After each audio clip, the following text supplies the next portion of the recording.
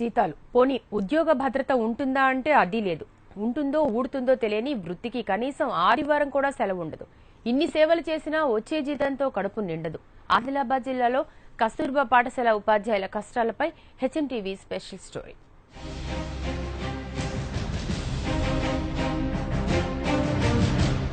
కేంద్ర ప్రభుత్వం బాలికల విద్యను మెరుగుపరచాలని, మధ్యలో బడి మానేసిన బాలికలకు విద్యను అందించాలని నిర్ణయించింది. అందులో భాగంగా కేంద్ర ప్రభుత్వం కస్తూర్బా గాంధీ బాలికల విద్యాలయాలను 2004 ఆగస్టులో ప్రారంభించింది. తెలంగాణ రాష్ట్రంలో 9 జిల్లాల్లో కస్తూర్బా పాఠశాలలను కేంద్ర రాష్ట్ర ప్రభుత్వాలు ఏర్పాటు చేశాయి.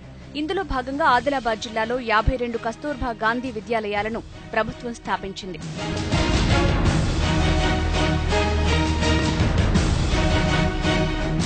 ఇక్కడి పాఠశాలల్లో 9,640 మంది విద్యార్థినులు విద్యను అభ్యసిస్తున్నారు.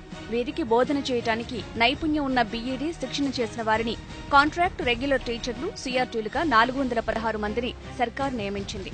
వీరికి నెల నెలా బోధన చేసేందుకు 14,000 రూపాయల వేతనం ఇస్తున్నారు. కస్తూర్బా పాఠశాలని పర్యవేక్షించే ప్రత్యేక అధికారికి 20,000 రూపాయలు చెల్లిస్తున్నారు.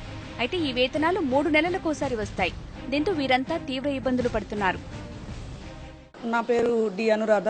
నేను కేజీబీవీ ఆదిలాబాద్లో సోషల్ స్టడీస్ బోధిస్తున్నాను. నేను 2011లో జాయిన్ అయినాము. ఇప్పటి వరకు 5 years అయిపోతుంది. మాకు 11 months కాంట్రాక్ట్ ఉంటుంది. మే శాలరీ రాదు. మాకు అప్పటి నుంచి మళ్ళీ రిన్యువల్ చేస్తూ ఉంటారు. కాంట్రాక్ట్ బేస్డ్ చేస్తున్నాము. తర్వాత శాలరీస్ కూడా ఇయర్లీ పెరుగుతాయి మాకు. కానీ గత 3 సంవత్సరాల నుంచి మాకు శాలరీస్ పెరగట్లేదు. రెగ్యులరైజేషన్ చేయాలి, మా వేతనాన్ని పెంచాలి. బయట గవర్నమెంట్ టీచర్లతో సమానంగా మాకు వేతనం ఇవ్వాలి. ప్లస్ మాకు సెలవులు కూడా మా ఇయర్లీ 15 ఉన్నాయి, వీటిని కూడా పెంచాలి. తర్వాత మెటర్నిటీ లీవ్లు కూడా వేతనంతో కూడిన మెటర్నిటీ లీవ్లు కూడా ఇవ్వాలి.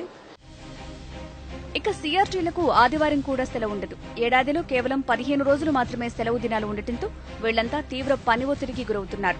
కస్తూర్బా విద్యాలయాల్లో పనిచేసే వాళ్లంతా మహిళా ఉపాధ్యాయులే. అయినా వీరికి ప్రసూతి సెలవులుండవు. దీంతో సీఆర్టీలు అనేక ఇబ్బందులు పడుతున్నారు.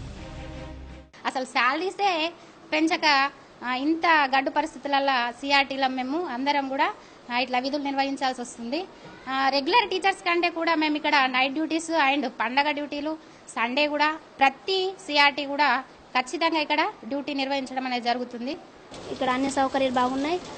స్టాఫ్ మొత్తం లేడీస్ టీచర్స్ ఉండడం వల్ల ఇక్కడ అంతా బాగుంది. అన్ని సౌకర్యాలు బాగానే ఉన్నాయి. జెంట్స్ లేకపోవడం వల్ల ఇక్కడ అమ్మతో ఇంట్లో ఎలా ఉంటామో ఇక్కడ కూడా అలాగే ఉంటున్నాం. ఇప్పటికైనా ప్రభుత్వం సీఆర్టీలను ప్రభుత్వ ఉద్యోగులుగా గుర్తించి వేతనాలు పెంచాలని ప్రభుత్వాన్ని కోరుతున్నారు. ఇవి